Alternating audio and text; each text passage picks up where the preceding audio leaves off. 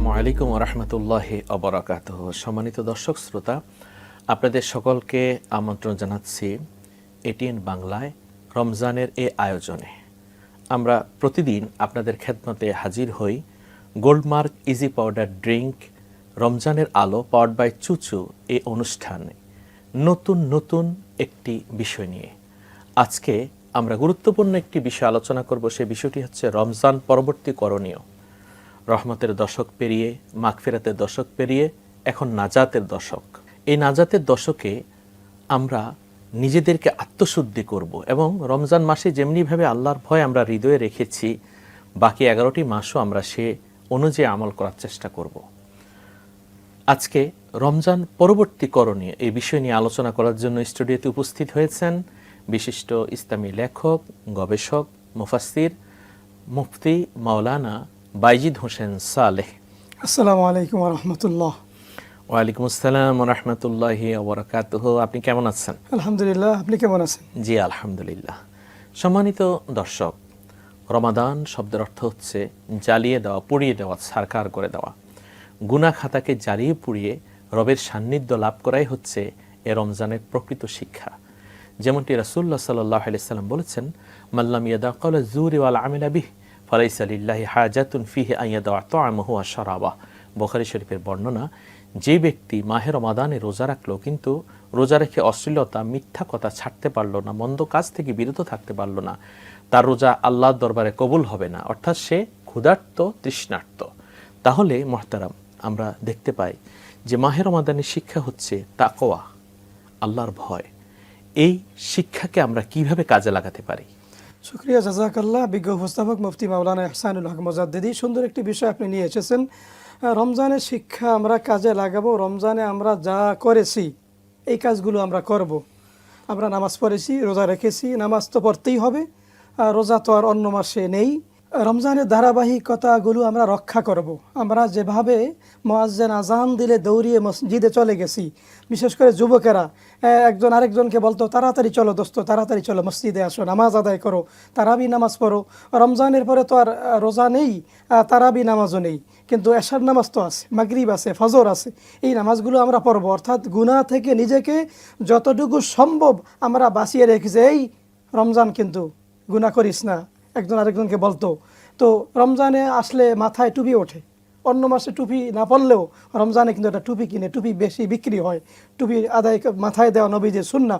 এজন্য রমজানে আমরা যা করেছি, যে তাকওয়ার যে প্রশিক্ষণটা আমরা নিয়েছি, সারা বছর আমরা সেটা রাখবো। বিশেষ করে আমি রমজান, আল্লাহ আমাকে বাঁচিয়ে রেখেছেন, আমি তো কালকে নাও বাঁচতে পারি, এই তো আমার শেষ দিন। এই শেষ দিন মনে করে আমি আল্লাহর কাছে তওবা করবো, আল্লাহ আমার মৃত্যুটা আপনি ঈমান হালে দিয়েন, মুসলিম হালে আপনি দিয়েন। এজন্য সদা সর্বদা প্রস্তুত থাকতে হবে, মনে রাখতে হবে আল্লাহ আমাদের সাথে আছেন। অর্থাৎ মৃত্যুর জন্য আমাদেরকে প্রস্তুতি রাখতে হবে। এই জন্য রমজানের বাইরে সদা সর্বদা আল্লাহর ভয় হৃদয়ে রাখতে হবে। আপনার আলোচনা আমরা শুনব। সম্মানিত দর্শক, সময় হলো একটি বিরতিতে যাবার। গোল্ডমার্ক ইজি পাউডার ড্রিঙ্ক রমজানের আলো পাওয়ার্ড বাই চুচু আজকের আয়োজনে একটি বিরতিতে যাচ্ছি। আপনারা আমাদের সাথেই থাকুন।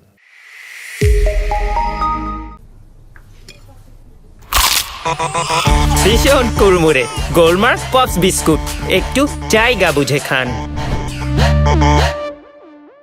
পরিয়ে দিলাম চুচু প্যান্ট ডায়াপার। যতই দুষ্টুমি কর, ডায়াপার খুলবে না। আলহামদুলিল্লাহ, বিরতির পর আমরা আবার ফিরে আসলাম। গোল্ডমার্ক ইজি পাউডার ড্রিঙ্ক রমজানের আলো পাওয়ার্ড বাই চুচু। আমরা আলোচনা করছি রমজান পরবর্তী করণীয়। এ বিষয় নিয়ে আমাদের মাঝে উপস্থিত রয়েছেন মুহতারাম হাফেজ মাওলানা বাইজিদ হোসেন সালেহ। আপনি রমজানের শিক্ষা নিয়ে বলছিলেন। রমজান তো কোরআন নাজিলের মাস। যেমনিভাবে আমরা রমজানে কোরআন তেলাওয়াত করেছি, জিকির আসকার করেছি, দুরূদ শরীফ পড়েছি, সালাতু সালাম করেছি, মিলাদ কিয়াম করেছি, এই শিক্ষা কি আমরা বাকি 11টি মাস কাজে লাগাতে পারি না? অবশ্যই অবশ্যই আমরা কাজে লাগাবো। বিশেষ করে আমরা দান সদকা করব। রমজান একটু বেশি করেছি, সাধ্যমতো আমরা করব এবং আমরা অসহায়, গরিব, বুভুক্ষ, নিরন্ন মানুষের মুখে আহার তুলে দিব। বিশেষ করে আমাদের সমাজে একদল লোক আছে, না খেয়ে থাকবে কিন্তু কারো কাছে সে চাইবে না। হাত পাতবে না। আল্লাহ রাব্বুল আলামিন কোরআনে কিন্তু তাদের ব্যাপারে বলেছেন, তাদেরকে খুঁজতে হবে, খুঁজে খুঁজে তাদের কাছে পৌঁছে দিতে হবে, খাবার পৌঁছে দিতে হবে, খোঁজ নিতে হবে। অনেকের ছোট বাচ্চা আছে এতিম, মা নাই, বাবা নাই, লেখাপড়া করতে পারে না, মনে চায় পড়তে, মনে চায় আলেম হতে, হাফেজে কোরআন হতে, তার পাশে আমাদেরকে দাঁড়াতে হবে।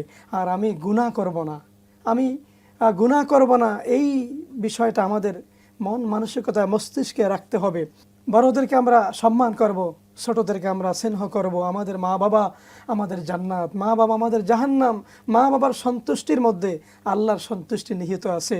আমরা কোথাও যখন যাব, মাকে সালাম দিব, মায়ের কদম বসি করে দোয়া নিয়ে যাব। ইমাম শাফি রহমতুল্লাহ আলাই যখন সফরে যেতেন, বাহিরে যেতেন, মায়ের পায়ের নিচে চুমু দিয়ে যেতেন। আবার সফর শেষ করে যখন বাড়িতে আসতেন, মায়ের পায়ের নিচে চুমু দিতেন। মা বলতেন, বাবা তুমি এত বড় আলেম, লক্ষ লক্ষ মানুষ তোমার অনুসারী, আমাকে কেন তুমি চুমু দাও, আমার তো লজ্জা লাগে। তিনি বলতেন, মাগো আমার হাবিব বলেছেন, আল জান্নাতু তাহতা আকদামিল উম্মাহাত, মায়ের পায়ের নিচে জান্নাত। মা আমি তোমার পায়ের নিচে চুমু দেই না, জান্নাতের বালাখানা আমি চুমু দেই মা। তো মায়ের দোয়া নিতে হবে। আমি যদি জীবনে বড় হতে চাই, আমার মায়ের দোয়া নিতে হবে। কারণ এবং আপনি জানেন আল্লাহ নবী বলেছেন, মান কব্বালা রিজলা উম্মিহি ফাকান্নামা কব্বালা আতাবাতাল জান্নাহ। কেউ যদি মায়ের কদমে চুমু দেয়, সেই জন্য জান্নাতে চৌখাটেই চুমু দিল, চৌকাঠে চুমু দিল। কেউ যদি মায়ের কপালে চুমু দেয়, সেজন্য খানায় কাবায় চুমু দিল। এই জন্য আমরা মায়ের খেদমত করব, মায়ের সেবা করব।